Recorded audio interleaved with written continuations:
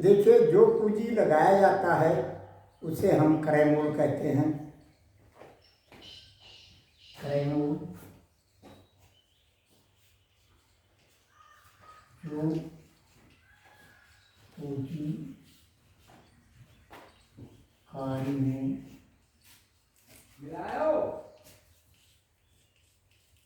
लगाया जाता है वो क्रय मूल्य। क्रय मूल्य जो भी हम चाहे व्यापार में लगावें, चाहे किसी भी कार्य में लगावें, जो संपत्ति अपने हम लगाते हैं अपने घर से, वो होता है क्रय मूल्य। अब जब वस्तु खरीदी जाती है तो वही क्रय मूल्य है। चाहे जो भी वस्तु खरीदा जाए, उस धन जो लगाया जाता है खरीदने में, वो है क्रय मूल्य। अब नंबर आता है विक्रय मूल्य।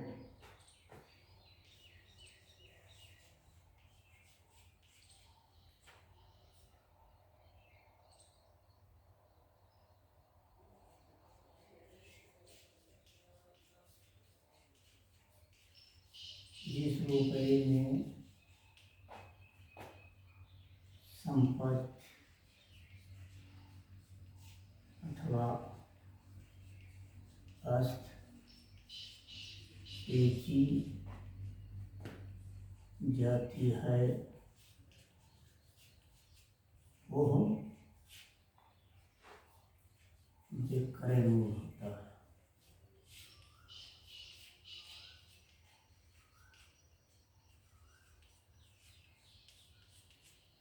बच्चों, आप देख चुके हैं कि जिस रुपये में जो भी संपत्ति खरीदा जाता है वो उस वस्तु का क्रय मूल्य होता है। यानी जिसको हम खरीदते हैं वो क्रय है और जो रुपया लगाते हैं वो मूल्य है।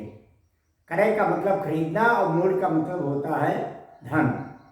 तो जिस रुपये में हम जो भी वस्तु खरीदते हैं वो होता है क्रय, और जो रुपया लगाते हैं वो होता है मूल्य।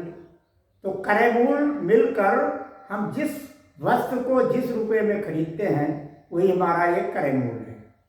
अब जब वस्तु आपने खरीद लिया तो उसको बेचेंगे आप व्यापार में। तो मान लीजिए आपने 100 रुपये का खरीदा और 300 रुपये में बेचा। ये 300 रुपये में जो आपने बेचा ये विक्रय मूल्य हुआ। विक्रय माने बेचना और मूल्य माने धन। यानी जिस धन में बेचा जाता है वो उस वस्तु का विक्रय मूल्य कहलाता है। स्वाभाविक है कि जब क्रय मूल्य हो, यानी क्रय मूल्य होगा, यानी क्रय करेंगे, खरीदेंगे और बेचेंगे, तो उसमें दो चीज और पैदा होती है। वो पैदा होती है लाभ और हानि।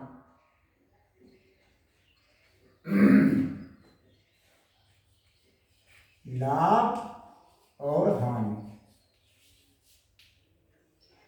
जब हम क्रय मूल्य से ज्यादा रुपए में बेचते हैं तो उनको लाभ होता है। जैसे मान लीजिए कोई वस्तु 10 रुपये में खरीदा, आपने 12 रुपये में बेचा, तो 10 रुपया तो क्रय मूल्य हुआ और 12 रुपया विक्रय मूल्य हुआ। तो विक्रय में से क्रय मूल्य जब हम घटा देंगे तो हमारा लाभ निकल आएगा। यानी 10 रुपये क्रय पर 2 रुपये का आपका लाभ हुआ। यानी तो इस प्रकार हम देखें कि लाभ जो है, लाभ बराबर विक्रय मूल्य माइनस क्रय मूल्य। जो धन हम खरीदे जिस धन से वो क्रय मूल्य, और जिस धन में हम बेच दें वो विक्रय मूल्य। यानी कहने का तात्पर्य है कि जो धन खरीदा जाता है उसको हम क्रय मूल्य कहते हैं और जिस धन में बेच दिया जाता है उसको हम विक्रय मूल्य कहते हैं। हम पहले भी आपको ये बता चुके कि क्रय माने खरीदना और मूल्य माने धन। तो क्रय मूल मतलब वो खरीदा हुआ धन, और विक्रय मूल का मतलब होता है विक्रय माने खरीदना बेचना और मूल्य माने धन, यानी जिस रुपये में हम बेच देते हैं उसका नाम विक्रय मूल है। तो क्रय मूल और विक्रय मूल। अब देखिए, आप जब विक्रय मूल ज़्यादा होगा क्रय मूल से तो आपको लाभ आएगा। जैसे मान लीजिए 100 रुपये में आपने कोई चीज़ खरीदा और 110 रुपये में आपने बेच दिया, तो 100 रुपया जब आप निकाल देंगे 110 में से, यानी विक्रय में से क्रय मूल्य निकाल देंगे, विक्रय मूल्य में से क्रय मूल्य जब निकाल देंगे तो आपका बचेगा लाभ। क्या बचेगा? लाभ। और इसी प्रकार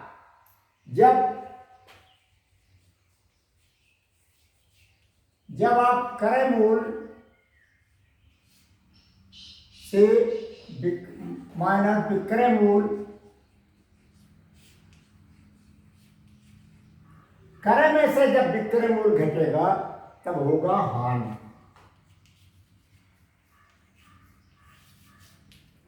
अब आप देख लीजिए कि मान लीजिए आपने 100 रुपये का खरीदा और 95 रुपये का आपने संपत्ति बेच दी किसी कारणवश, चाहे वो खराब हो गया हो या रेट ना रहा हो, जो भी कारण रहा हो, आपने 100 रुपये की संपत्ति को यानी 100 रुपया क्रय को आपने बेच दिया 95 रुपये में। तो आप यहाँ देखिए 5 रुपया आपका घाटा लगा। घाटा उसको कहते हैं जब हमारी पूंजी टूटती है, क्रय मूल्य जब टूटता है तब वो हानि होती है, इसको हम हानि कहते हैं। और जब क्रय मूल्य पे धन ज़्यादा मिलता है तब उसको हम विक्रय मूल्य कहते हैं और वह लाभ होता है। अब यहाँ आप देखें कि जब क्रय मूल्य कम है, मान लीजिए 100 रुपया है, मान लीजिए 100 रुपया क्रय मूल्य है और विक्रय मूल्य आपका यानी बेचा आपने 90 रुपये में, तो 10 रुपया आपका टूट गया, 10 रुपया आपका कम हो गया क्रय मूल्य में, यानी आपको हानि हो गई। भाई जब ज़्यादा में बिकता है तो फायदा होता है, लाभ होता है, और जब कम में बिकता है, वो लगी हुई पूंजी से कम जब बिकता है तो वहाँ हानि होती है। तो मान लीजिए 100 रुपये का आपने खरीदा और 90 में बेच दिया तो 10 रुपये का आपका हानि हुआ। इसका एक सूत्र है, लाभ का सूत्र है विक्रय मूल्य में से क्रय मूल्य घटा दीजिए, यानी विक्रय मूल्य ऋण क्रय मूल्य, तो आपको लाभ मिलेगा। और हानि निकालना है या हानि हो रही कब? जब क्रय मूल्य से विक्रय मूल्य घट जाएगा तब वहाँ हानि पैदा होती है, यानी कम पूंजी मिलती है, यानी बराबर पूंजी नहीं मिलती है। तो मैंने आपको ये बताया कि क्रय मूल्य और विक्रय मूल्य। क्रय मूल्य वह राशि है या वह धन है जिसमें हम खरीदते हैं, और विक्रय मूल्य वह राशि है जिसमें हम बेचते हैं। तो मैंने आपको बताया कि जब विक्रय मूल्य क्रय मूल्य से ज़्यादा होगा तब लाभ होगा, और स्वाभाविक है 100 रुपये का संपत्ति आपने 150 में बेच दिया, आपको 50 रुपये का लाभ हुआ, या 500 रुपये का आपने 600 रुपये में बेच दिया तो आपको 100 रुपये का लाभ हुआ। पूंजी आपकी नहीं टूटी, उस पर आपको फायदा मिला, और यही फायदा वाला वही लाभ है। अब जब आपने 100 रुपये के संपत्ति को 95 में बेचा, या 100 रुपये के संपत्ति को आपने 90 में बेच दिया या 85 में बेच दिया, तो आपकी पूंजी टूट गई, और उस टूटी हुई पूंजी को हम दूसरे शब्दों में हानि कहते हैं। ये हानि हो गया, और ये बराबर आपको हानि और लाभ की बात सामने आ गई। अब इसमें जो लाभ और हानि होता है ये आर से होता है, जिसको हम कहते हैं रेट या दर कहते हैं। अब प्रतिशत में दर होता है, प्रतिशत, प्रति माने हर, शत माने 100, हर 100 पे प्रतिशत हमेशा निकलता है। ये गणित का यही नियम है कि जो भी प्रतिशत अगर लिखा है तो आप ये मान के चलेंगे 100 पर इतना, जैसे 5% का लाभ हुआ तो आप यहाँ मान लें कि 100 रुपये पर 5 रुपये फायदा हुआ।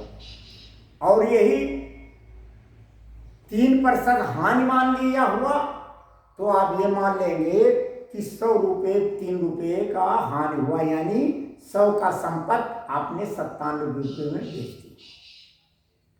100 रुपये की संपत्ति 97 में बेचा, यानी पूंजी आपकी टूट गई। हानि कब होता है? जब पूंजी टूट जाती है। और लाभ कब होता है? जब पूंजी से ज़्यादा रुपए में बिकता है तो वो लाभ है, और जब पूंजी टूट जाती है तो हानि है। इसी प्रकार से अब इसमें सवाल प्रतिशत होता है।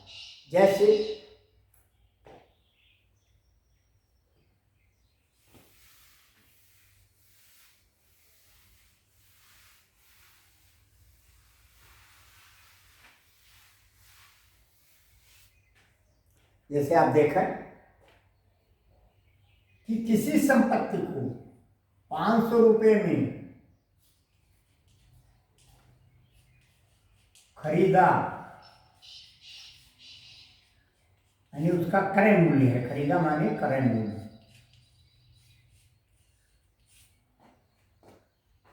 7% की दर से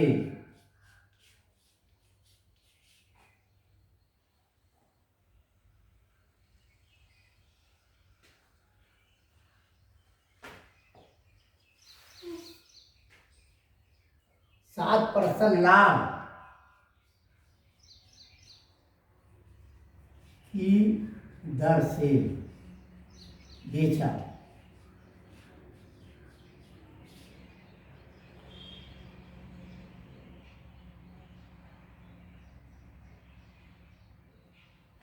तो विक्रय मूल्य देखना है कितना है। तो विक्रय मूल्य बताओ, यानी कोई संपत्ति 500 रुपये में खरीदा और 7% लाभ लेकर उसने बेचा, तो अब ये 7% मतलब सीधा सा है कि 100 पर वो 7 रुपया चाह रहा है। सवाल ये बता रहा है कि 7% जो है वो 100 पे है 7। तो जब 100 पे 7 रुपया है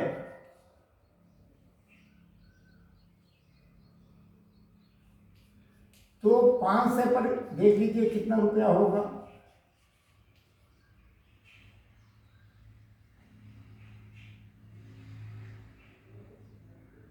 अब ये हो जाएगा, यानी 7 गुणे 500 बटा 100, यानी इसको हम दूसरे शब्दों में ये कह सकते हैं कि दर गुणे क्रय मूल्य बटा 100, ई बराबर होता है लाभ। ये इसका सूत्र है। सबसे पहले सवाल में सूत्र आप रटें, सूत्र देखें और इसी सूत्र के आधार पर आप निकाल लें। तो दर आपका देख लीजिए 7 है, क्रय मूल्य आपका 500 रुपया है, और क्योंकि 7% है, इस दर जो है 7, यानी 7 दर का मतलब 7% का मतलब हुआ 100 पे। तो 100 पे बटा 100 करके काट दीजिए। 2 शून्य ये कट गया, 2 शून्य ये कट गया, कितना बचा? 7 बचे 35। ये आपने लाभ निकाल लिया।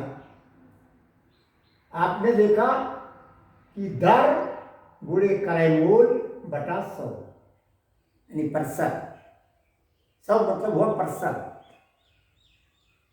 तो आपने निकाला 35 रुपया लाभ हुआ।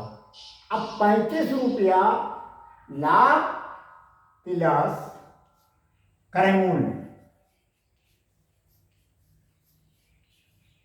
क्रय मूल्य आपका 500 रुपया है, इस दोनों को जोड़ दीजिए तो लाभ 35 और क्रय मूल्य 500, तो 500 प्लस 35 बराबर हुआ 535। ये हुआ 535 रुपया। ये आपका निकला विक्रय मूल्य। यानी 500 रुपये को अगर 7% से बेचा जाए तो वो संपत्ति आपको 535 रुपये में बिकेगा, तब 7% उसको लाभ मिलेगा। गौर कीजिए, ये आपका लाभ निकला। अब आइए आप थोड़ा हानि पर देखें हम।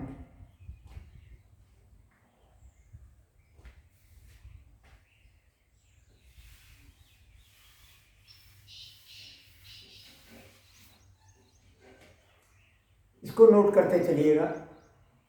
मान लीजिए 500 रुपया विक्रय मूल्य, नहीं 500 रुपये का क्रय मूल्य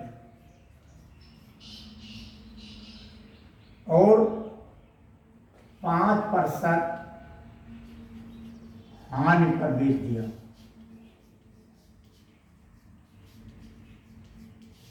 तब विक्रय मूल्य कितना होगा?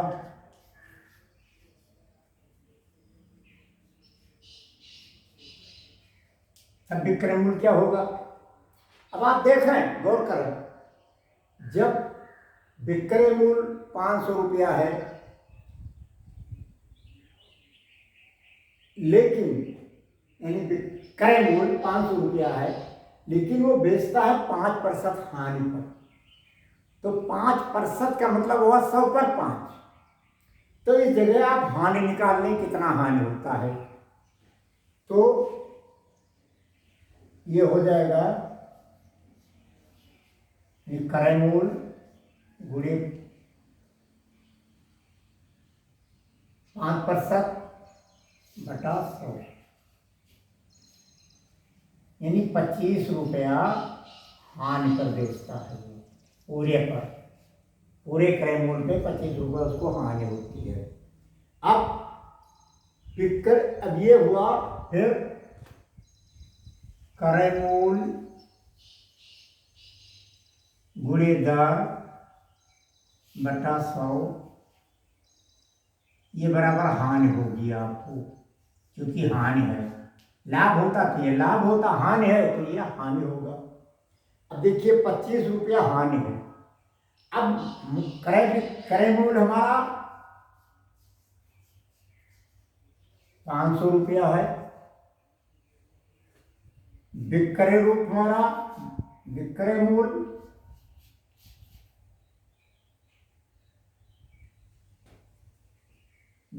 नहीं, हानि। देखो विक्रय मूल्य तो निकालना है, हानि कितना हुआ? 25 रुपया।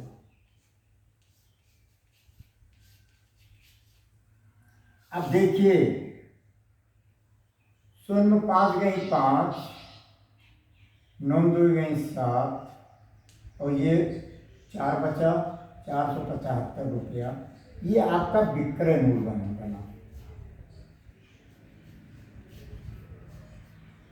यानी फिर से ध्यान दें आप लाभ होता है तो लाभ निकाल लें, हानि होता तो हानि निकाल लें। अगर लाभ होता है तो क्रय मूल्य में जोड़ दें, लाभ होता है तो क्रय मूल्य प्लस लाभ, ये हो जाएगा बराबर विक्रय मूल्य। और जब हानि होगा, हानि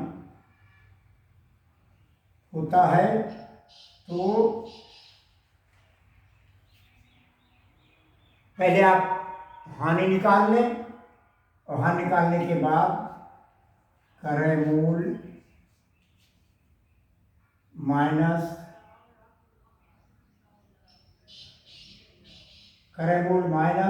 हानि,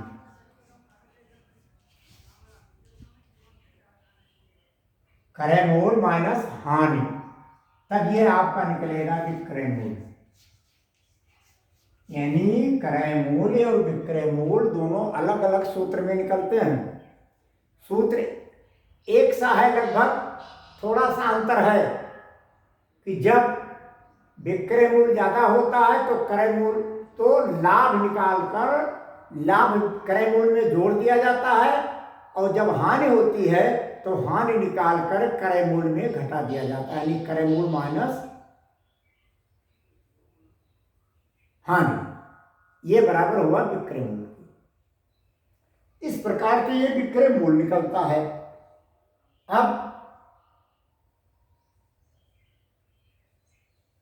ये हानि और लाभ का सूत्र वही है कि क्रय मूल्य गुणे दर बटा प्रतिशत यानी 100।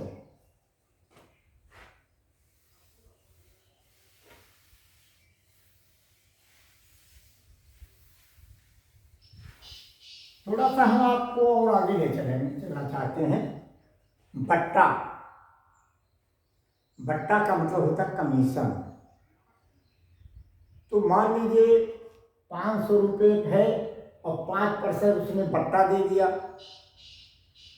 बट्टा जो धन लिखा होता है अंकित मूल्य होता है, वो तो मूलधन है, और इसी में जो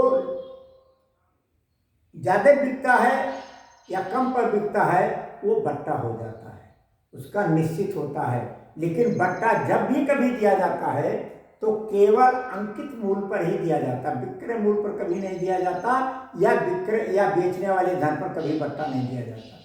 बट्टा जब कभी भी दिया जाएगा तो केवल और केवल अंकित मूल्य पर या क्रय मूल्य पर ही बट्टा दिया जाता है।